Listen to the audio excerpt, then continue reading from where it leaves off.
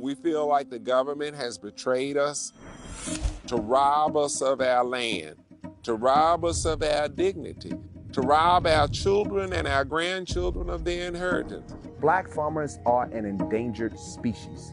We are a dying breed. You know, a lot of people say farming is something you're either born into or you're marrying into.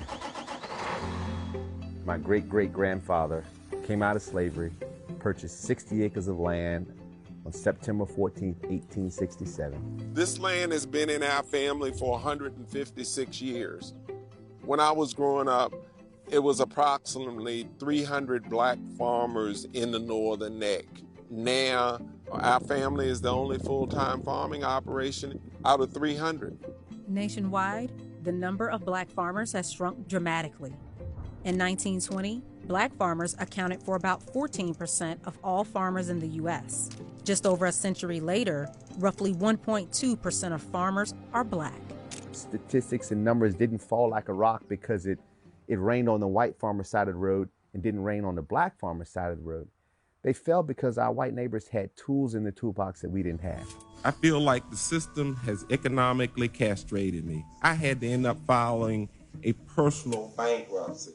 There was a class action lawsuit that my grandfather partook in 1999. On average, it took the U.S. Department of Agriculture 30 days to approve a white farmer's loan and 120 days to approve a black farmer's loan. It seemed like it was a systematic way to eliminate black farmers.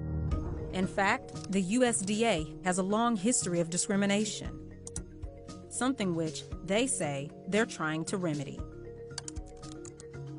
Even recently in 2021, the USDA rejected direct loan applications for 42% of black farmers, but rejected just 9% of loans for white farmers.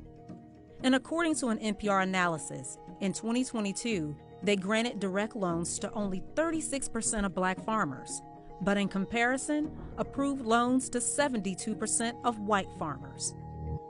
You've got the fox watching the chicken house. You know, the system is broken, and we must find a way to fix it.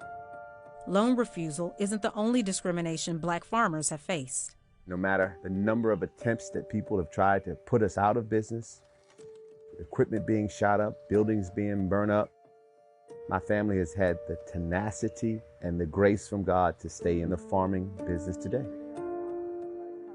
I'm proud to be able to continue the legacy as a fifth-generation black farmer.